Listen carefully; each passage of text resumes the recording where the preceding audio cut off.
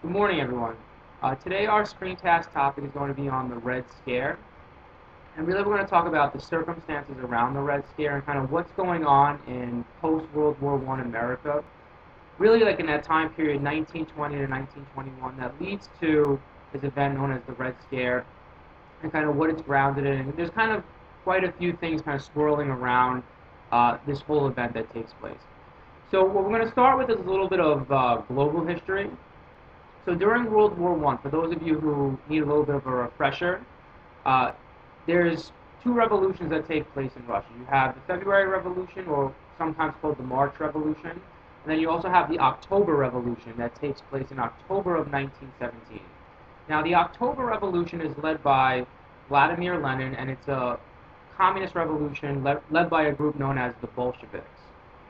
Now, when Russia has this revolution in 1917, what the Bolsheviks decide to do, unlike the earlier revolutionaries, which were, they formed something called the Provisional Government, uh, Lenin and the Bolsheviks decide to remove Russia from World War I. So they sign a treaty with Germany known as the Treaty of Brest-Litovsk, and this takes away a lot of Russian territory, but it appeases the Russian people and kind of removes Russia from the conflict.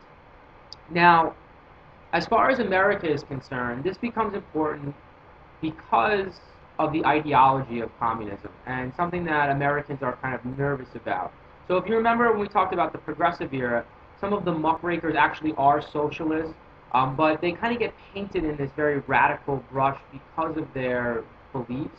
And a lot of it has to do with some of the beliefs that are swirling around communism and what they believe in. And it's not really necessarily uh, the idea is that it's totally anti-capitalism, but it's more the idea that they want revolution around the world to take place, which really kind of makes the United States government nervous and makes them nervous about people who kind of adhere to this ideology. So this is the first, I mean, Marxism had been around for a long time at this point. Karl Marx wrote his book in 1848 called The Communist Manifesto, but it had always just been a theory. Now it actually has been put into place in 1917 in a successful communist revolution. And so this is something that starts to make not only the United States a little bit nervous, but other countries around the world nervous, because Lenin believes in trying to export the Russian Revolution outside of Russia. They're not just concerned with it just being within Russia. They want to also try and export it to foreign countries as well. So that's going on internationally, and what's going on in the post-war period internationally is that Russia's fighting a civil war. You have the whites and the reds fighting each other. The reds are the Bolsheviks. The whites are the people who are loyal to the Tsar. And ultimately, the reds are going to win that, even though there's lots of international support for the whites. Now, domestically, America is experiencing some economic problems. So if you look here on the graph, we have a panic of 1919. And this is really just a post-World War I recession slash depression, depending on how you want to look at it. And it's not too hard to understand why we have this major problem. We had to ramp up production to kind of feed overseas markets during World War I. And as soon as those markets kind of dry up, that demand for industrial products dries up, the demand, especially for agriculture, dries up overseas. It's going to kind of have a ripple effect here in the United States. So it kind of leads to demand shortages, wages are going to be hurt, and it's going to kind of lead to a post-war downturn in the economy. So this is something that people get nervous about after a war. They were very nervous about this after World War II because of what happened in World War I. And so people are in a very difficult financial situation. The demand for the products just aren't there the way that it was prior to the war. And so when the economy goes down, it starts to kind of seep out other problems that you see in society. And this is one of the reasons that America is nervous about communism and communism coming into the United States is because the economy is not doing so great. And when the economy is doing poorly, you're much more susceptible to different ideologies, more radical ideologies. Because the same thing happens in Europe. they go through a very difficult post-war period. Germany does, Italy does, a lot of the European powers do.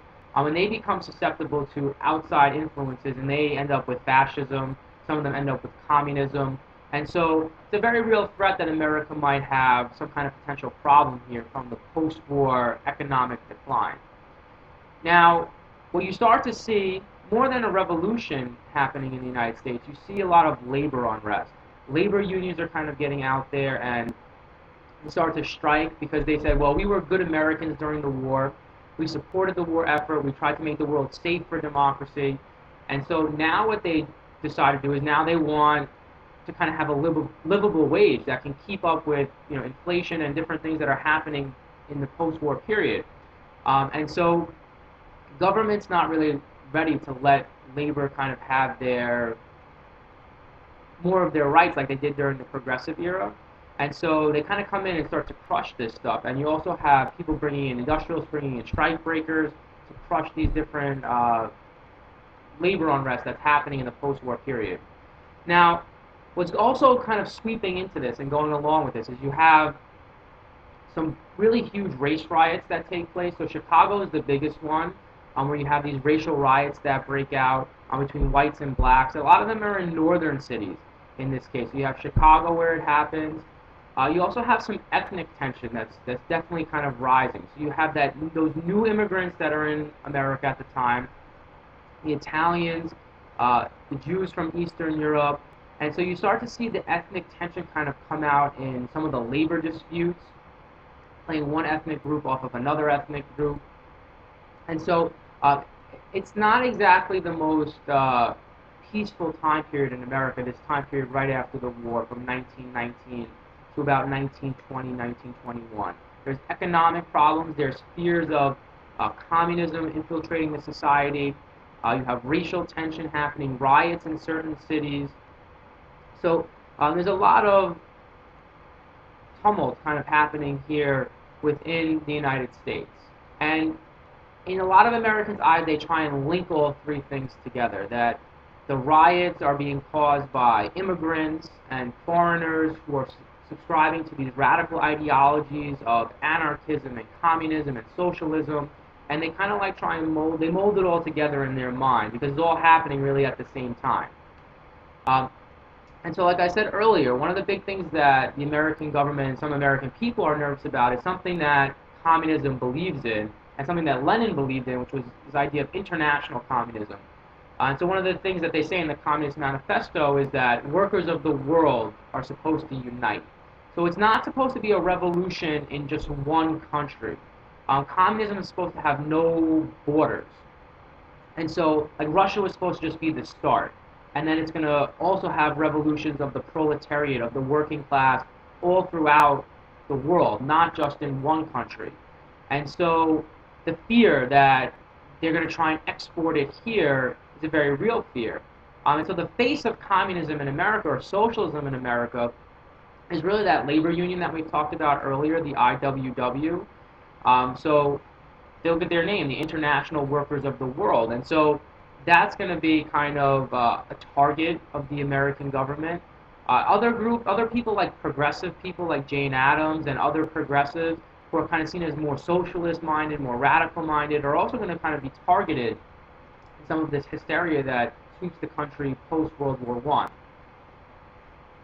I. Okay, so when you look at this situation, what they try to portray these people as kind of almost that they're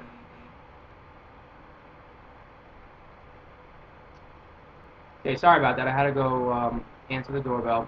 But what they're trying to portray these people as trying to destroy the United States, trying to destroy the foundation of American democracy, and trying to bring it down through anarchism, communism, and all of these foreign beliefs. So it's kind of portraying this as all as coming from outside, as foreign ideas, and these new immigrants are bringing in these foreign ideas and their anti-American actions. And so what America responds with is trying to curb these ideas, and it becomes, like we said, like almost like a hysteria, like a witch hunt for people who have these beliefs.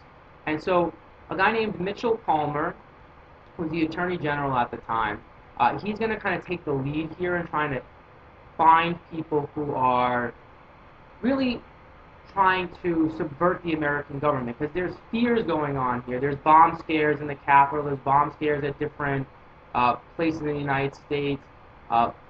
Threats of violence, and so they kind of go out there and try and find these people. And what they do in the Palmer raids is they're going to start to deport people who they deem dangerous to the United States. So in the Palmer raids, he's going to work alongside a guy named J. Edgar Hoover. And so the FBI has already been created, but J. Edgar Hoover is going to become the head of the FBI in 1924, and he becomes a very important American because he's the head of the FBI for about 40 years. So he's the head until, I think, the mid-1970s. J. Edgar Hoover is the head of the FBI. And so he's like a staple in the American government. And this is one of the first times when he plays a major role is during these raids, and he kind of works with Palmer to try and deport these people who they deem dangerous to the nation. Now, are there real threats to the country? To a certain extent, yes, but for the most part, it's really blown out of proportion here. In a lot of ways, you can draw parallels to other times in American history. You can draw parallels to what we talked about earlier with the Alien and Sedition Acts in the 1790s. You could draw parallels to recent times, the Patriot Act and terrorism, and kind of going out there and targeting certain communities. And so this becomes prevalent in this era. And what they're trying to paint here is that these people are not mixing into the American melting pot. They're not mixing in, and it's certain communities that are the problem. It's not overall Americans. It's certain communities that are bringing in these foreign ideologies. And it's really the new immigrants that we talked about in class that are coming in the 1890s to the 1920s.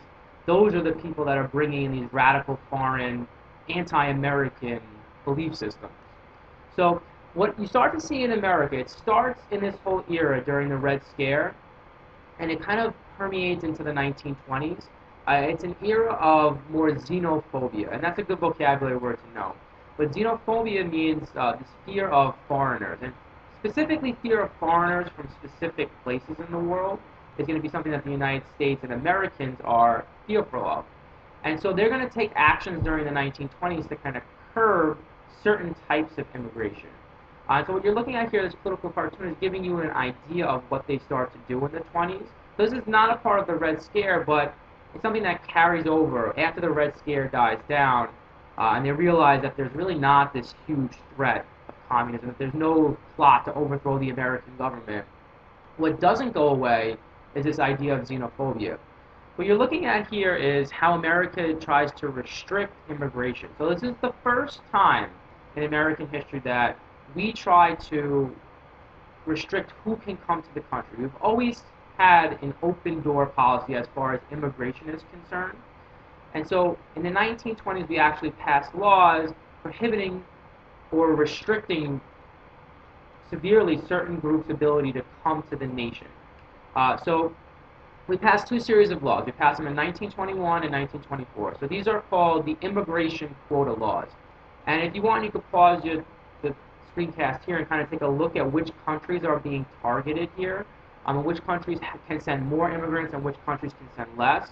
But just to briefly go through it, Northern Europe gets the ability to send more immigrants to America, and Southern and Eastern Europe, according to these laws, are going to be able to send a lot less immigrants to the United States.